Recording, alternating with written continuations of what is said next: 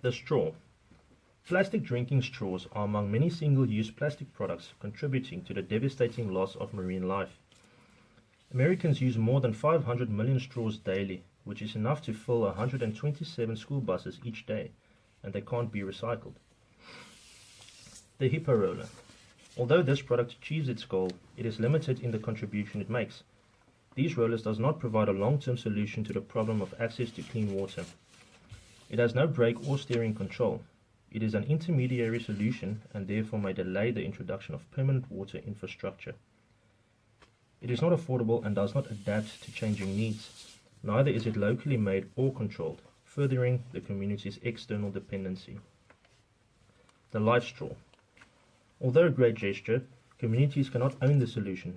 It is dependent on external supply chains and cannot be produced locally. The life straw lacks local context and engagement. It is also criticized for being too expensive for people who really need it. So, who is to blame? Designers. The one thing missing in each of these examples is social responsibility. Sustainable design is more than simply using eco-friendly materials.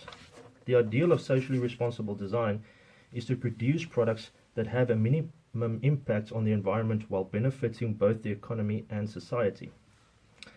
These designs are as such that they respond to commercial and user needs, which works towards the greater benefit of quality of life and well-being. Socially responsible design can be a product or a system that utilizes new or existing skills and workmanship, utilize natural resources and materials, and are completely manufacturable and maintained by the end user communities. To achieve holistic solutions, designers need to work in collaboration with other experts and users. Co-design or participatory design are required for sustainable product innovation. Responsibility, sustainability, and ethics are key words for design in the 21st century. The idea of design that is responsive to society is not new. Since the beginning of industrial design during the Industrial Revolution in the 19th century, counter-movements such as the arts and crafts movement and Bauhaus called for socially responsible design. However, in the years prior, the majority of designers interpreted their social role as complementary to business strategies. Although some designers sought to contribute to social and environmental problems, the logic of economic rationalism seemed unbreakable. As designers, we tend to get caught in the endless pursuit of creating the ultimate design, using new technology and latest materials without considering the maintenance or accessibility of such products. In first world countries, this might frustrate the handyman who can no longer service his car at home. In third world countries, the effect is even worse. Designs that increase reliance on Western manufacturing are denying communities the tools for self-determination. Complex electronic products that provide only a short-term solution because the technology cannot be easily replicated, maintained, improved, and adapted to meet changing needs. The solution is not to throw technology at the problem, but rather to use appropriate local materials and processes. When designers go further with designing a product, they can ask themselves the following. Does the user or community need this product? Is the design culturally appropriate? Is the outcome locally and regionally affordable? Does it create local or regional jobs and develop new skills? Can the solution be understood, controlled, and maintained locally? Is it flexible and adaptive to changing circumstances? Does it empower the community to develop and own the solution? For example, the Third World Radio. The Third World Radio is a one-transistor radio using no batteries or current and designed specifically for the needs of developing countries. The radio consisted of a used tin can that contained wax and a wick that burned for 24 hours. If one person in a village listened to a national broadcast for 5 minutes daily, the unit can be used for a year until the wax is gone. Then more wax, cow dung, or anything burned would continue to keep the unit in service. The radio was given to the UN for use in villages in Indonesia. No one made any profit out of the device.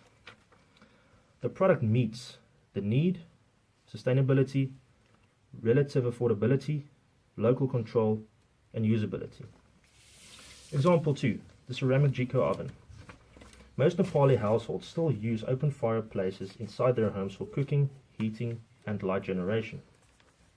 It does not come as a surprise that respiratory diseases are common among women and children, as the pine wood used burns with lots of black smoke. An average household in Humla uses 20 to 40 kilograms firewood a day for cooking, heating, and lighting. Cooking in particular uses large amounts of firewood, as the traditional meals has to be cooked one after the other. The RIDS Nepal developed smokeless metal stoves to protect people's health by taking all the smoke out of the room through a chimney, leaving the indoor air clean and reducing firewood consumption by 40 to 50%. It allows people to cook traditional meals all at once, as it has 3 burners. One oven costs approximately 1,300 Rand. The ovens are built by the locals who receive a 50% subsidy.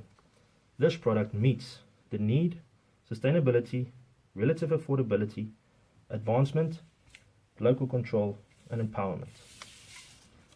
Example 3. The seatbelt indicator. Looking at social responsible design from another perspective, a good example of how one could persuade the user to create a habit that can only benefit them now and in the future is a seatbelt indicator alarm.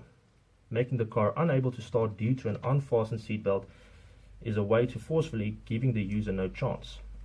Making an alarm sound that is so irritating to ignore persuades the user to rather put on their seatbelt. This design is aimed to create a better habit in people that could save their lives. This product meets the need, relative affordability, advancement, local control, and usability. The most successful examples of socially responsible design, have emerged from co-design with the people that it's meant for. In these socially responsible projects, design is seen as the means to empower the user. As industrial designers, it means a shift from products to systematic, human-centered participatory solutions. In order to achieve this shift, designers should have the ability to contribute to the solution of local problems by using and adequately adapting models and criteria borrowed from industrial production. However, designers are typically remote from the communities and environments that they are seeking to assist. As a result, their solutions are also remote. The best starting point for designers who are trying to be sustainable is to go out into the world and observe actual experiences of smallholder farmers, school children, and community health workers and improve their daily lives. When comparing the movements today to the years of arts and crafts and many before that, there is no doubt that the principles of design are ever-growing and adjusting to sustain human life. Fighting for the better of mankind should never die, and therefore it is a privilege to know that South Africa has collaborated with 15 countries in a conference named Make a Plan, held in Cape Town on October 2014, to discuss the future initiation of a design policy striving to eliminate designs that do not appreciate a more sustainable future. So, who do we look at?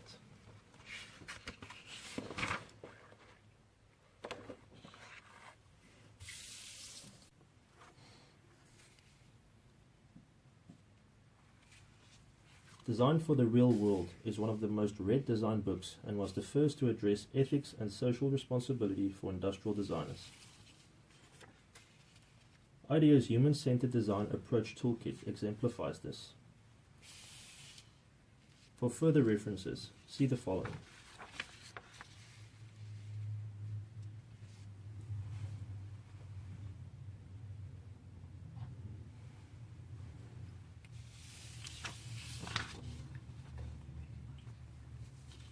Thank you very much.